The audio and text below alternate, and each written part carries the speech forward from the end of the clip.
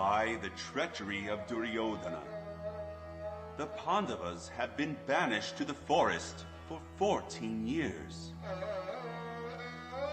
During their 12th year, a Brahmana approaches them and asks them to retrieve his sacred paraphernalia, which has been taken away by a deer. In the search, 4 of the brothers, each overcome by thirst, go to a distant lake to drink. But mysteriously, they fail to return, and Maharaja Yudhisthira starts to become anxious.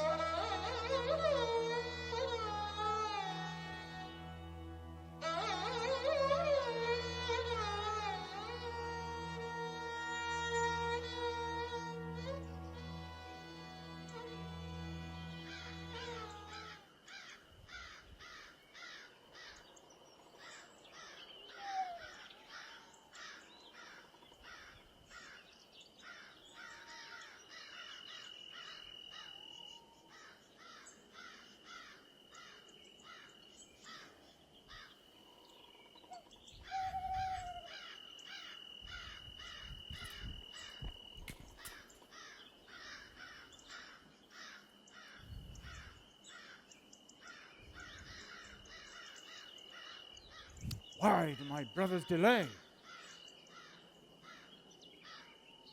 this forest or that lake under some evil influence?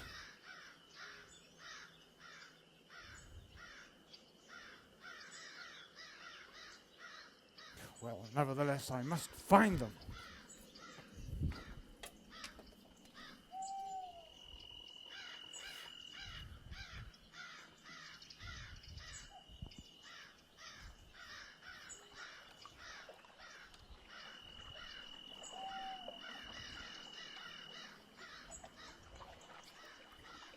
Ah, the lake.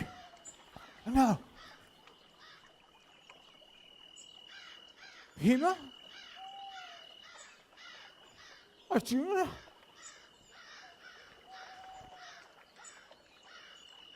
Nakula, Sahadev? All my brothers lying dead? Like the world's regents at a yuga's end.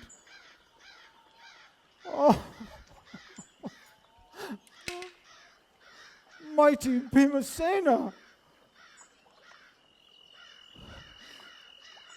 you have many times asserted, with this mace I will smash the thighs of Duryodhana for abusing our Draupadi.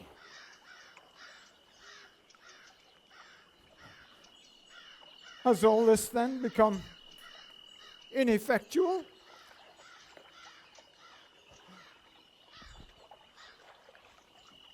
Oh, my dear Arjuna,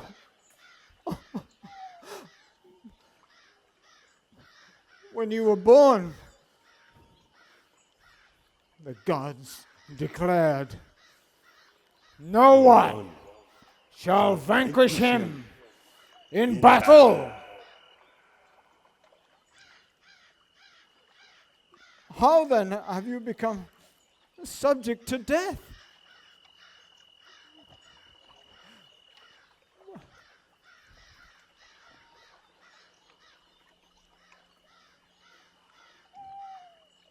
Oh, ye heavenly gods! How could these mighty sons of Kunti, who always slew their foes, who were all our hopes for victory over our enemies, be thus overwhelmed? Oh! When I see these twins lying silent and still upon the ground, it breaks my heart in half. Oh, you great warriors, versed in scriptures, endowed with all ascetic merits. Oh, you who performed all due sacred rites, why, insensibly, do you lie upon the lap of Mother Bhumi?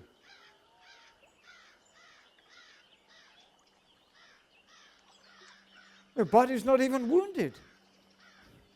Your vows unfulfilled. Alas, is it even so?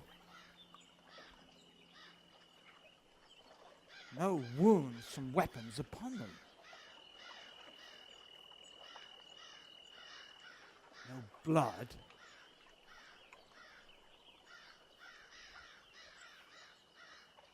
No footprints other than theirs. What monstrous creature has slain my brothers? I must find out the cause.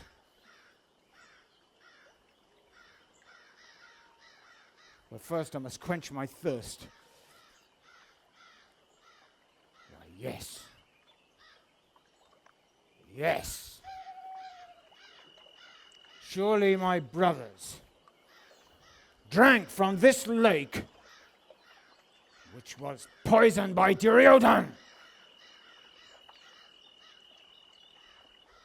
For he, to whom good and evil are the same, anything is possible.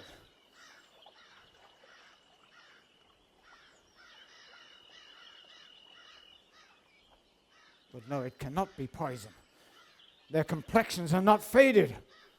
Oh God, who could in this way baffle them? I shall purify myself, quench my thirst, and unravel this mystery.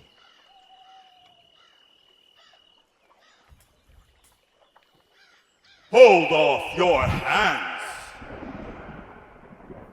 This lake is mine!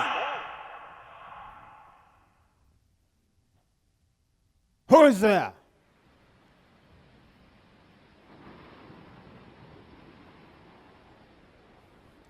Who are you, I say? Answer me!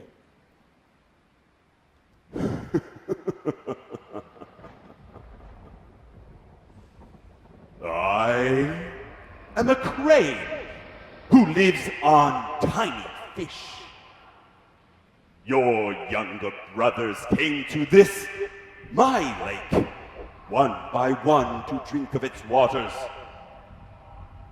But I repeatedly ordered them to first answer my questions, and then drink the waters before them. But they, neglecting the first and attempting the second, were by my powers taken away by the Lord of the departed spirits. And if you, O Prince, refuse to answer my questions, your corpse shall be the fifth. Do not, O child, act rashly. When you have answered all my questions, then you may drink whatever you require. But who are you? Who performs this mighty deed? I am a Yaksha! This lake is mine. Therefore, first answer me, and then you may drink of it. Oh, great personality. I do not covet what is yours. And as virtuous persons never applaud themselves, I shall, without boasting, try to answer your questions according to my intelligence. Do now ask me. Very well.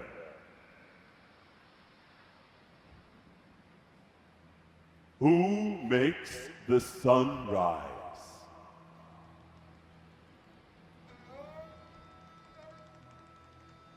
Chaturmukha, Brahma.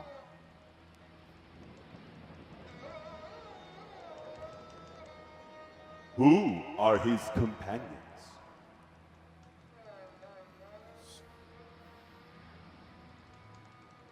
Demigods.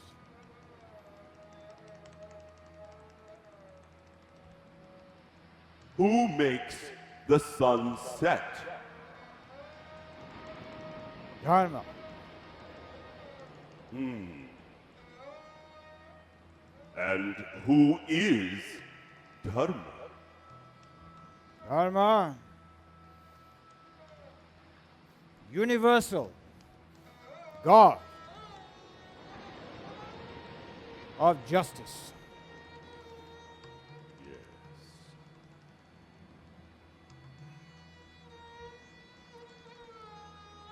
In what is the sun established?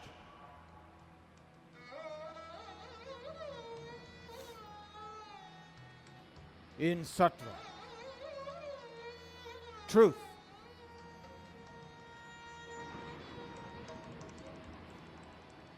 What makes one learned?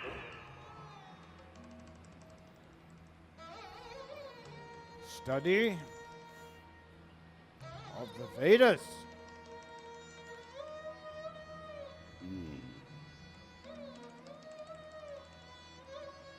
How can a man achieve greatness? Only through austerity.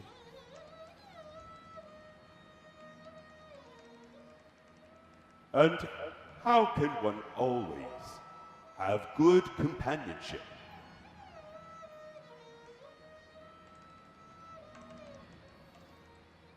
A good companion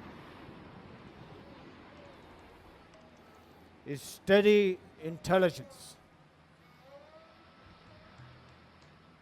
How is such intelligence acquired? By serving learned elders. Yes.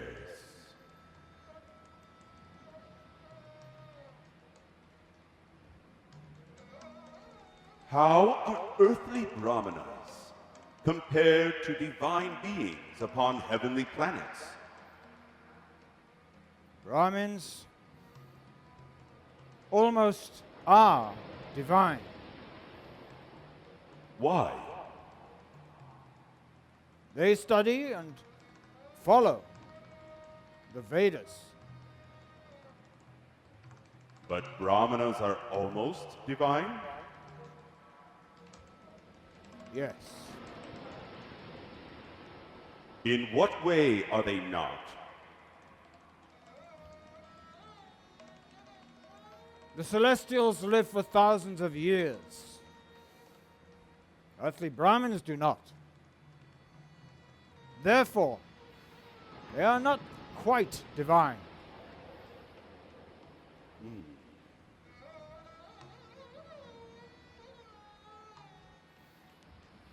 Now wherein lies divinity in warriors? In their swords, bows, and arrows. What practice purifies them? Kshatriyas, yajna. Performance of sacrifice. And what makes them less than divine?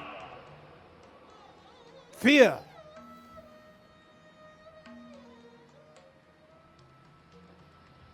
Now tell me, what is the status of a man, though honored in this world, who acts only to please his senses? Though he may breathe, but he does not live. Does not live?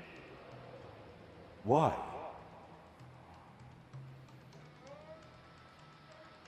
if he dares to exploit nature's gifts provided by universal gods, but does not in return offer sacrifice in tribute to them, nor to the ancestors, not even to his guests or servants, though he may breathe and walk and talk, he is in truth a dead man.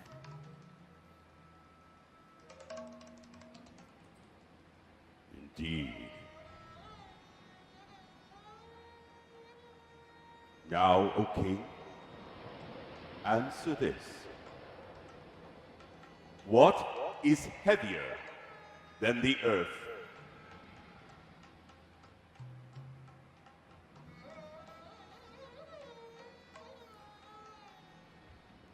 The burden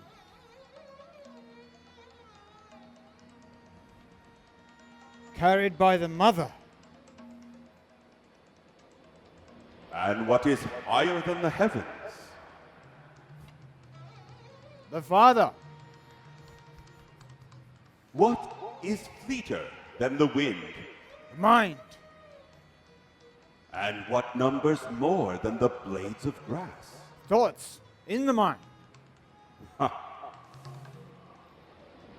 Now, what is man's most valued creation? Man's most valued creation is his son. Yes, Yudhisthira, yes. And what friend do the gods bestow upon a man? Friend. That friend is his wife.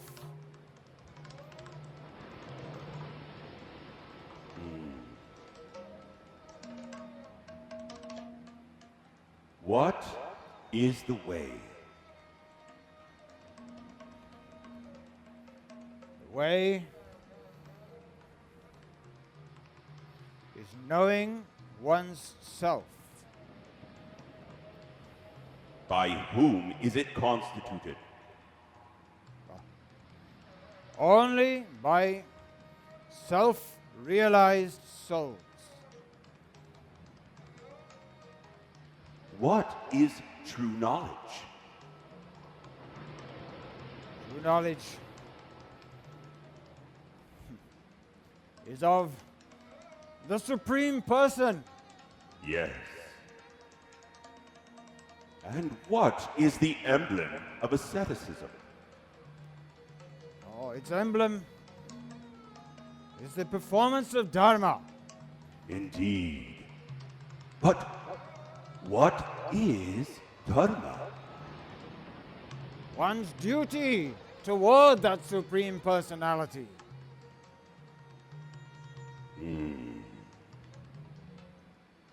And what is ignorance? Ignorance. To neglect Dharma.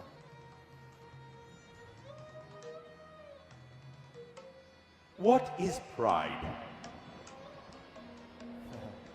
Pride. Thinking oneself independent. And what is the cause of grief? Its cause is only ignorance. Now, what is the best of all ablutions? Question.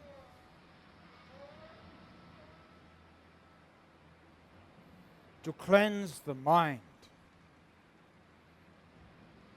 And does one become a Brahmana by birth, by study, or by learning? Or by none of these.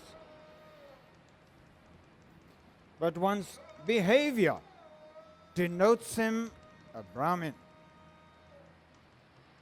Faultless action is in faultless men, whereas impious, evil conduct condemns the man. Forever? For as long as the laws of the Lord determine. But if this sinner is learned in the scriptures... No. Example is better than precept. Excellent. Now tell me, O king, what is the world's greatest wonder?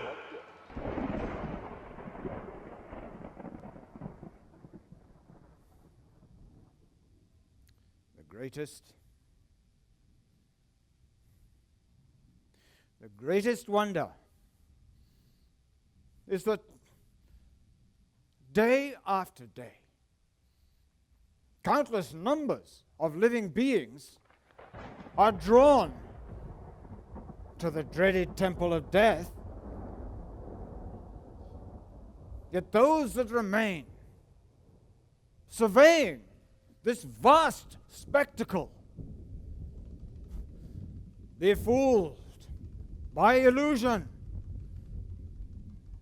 assume that they will not die. Is there anything more wonderful than this? Indeed, it is as you say. Now please explain. What is the situation of all conditioned living beings?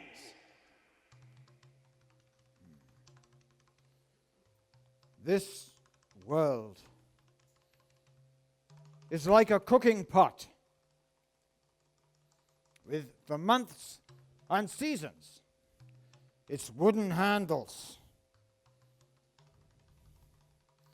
The sun is fire, and time its cook.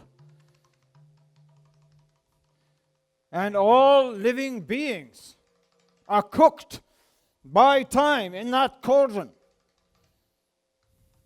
That is their situation. Again, Yudhisthira. What is the path?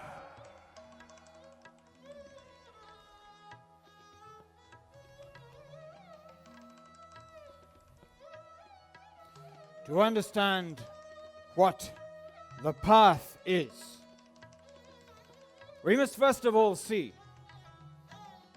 that there are different grades of scriptures, many of which disagree with each other. And even sages argue amongst themselves. But endless arguments never arrive at absolute certainty. The ultimate truth, therefore, is hidden from the masses, as if cast into mountain caves and caverns. The path, therefore, for all humanity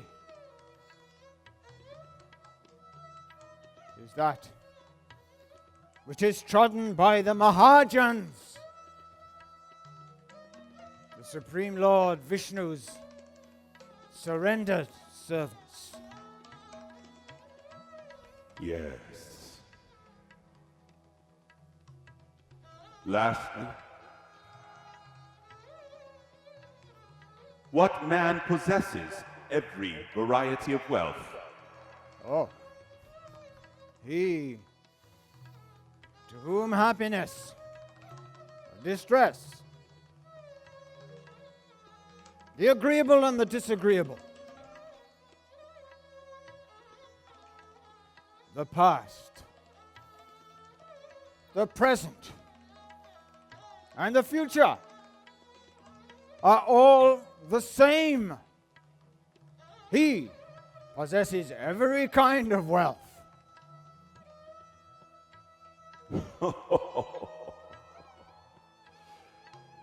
Oh, Yudhisthira.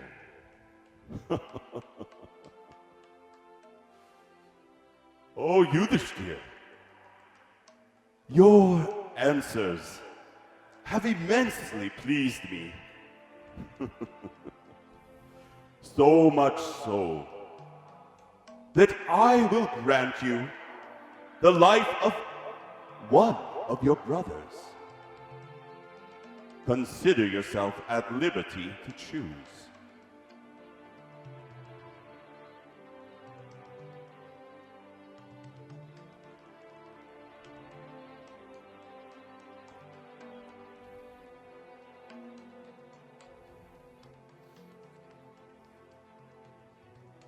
So be it. Nakula, But I understand you are most dependent on Bhima and Arjuna to gain victory over the Kurus.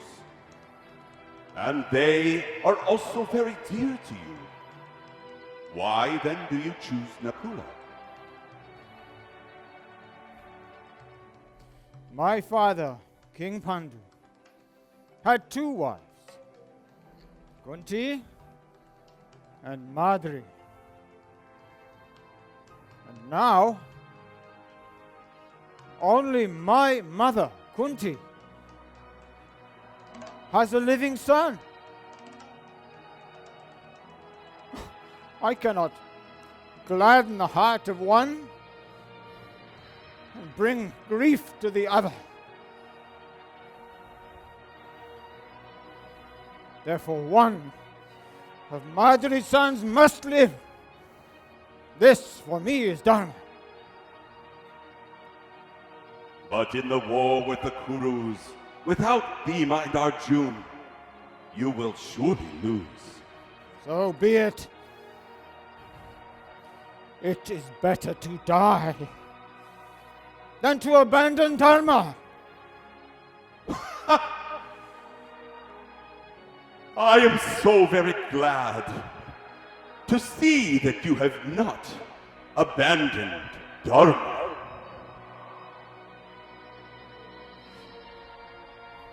For that would be to abandon me. Oh, you are Yamaraj? Oh, my father.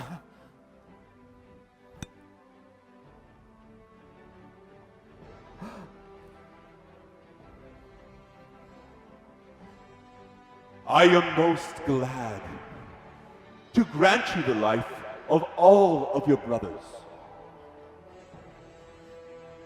And in this, your final year of exile, when you must live incognito, I grant that you will not be recognized by anyone, anywhere. My blessings are with you, always.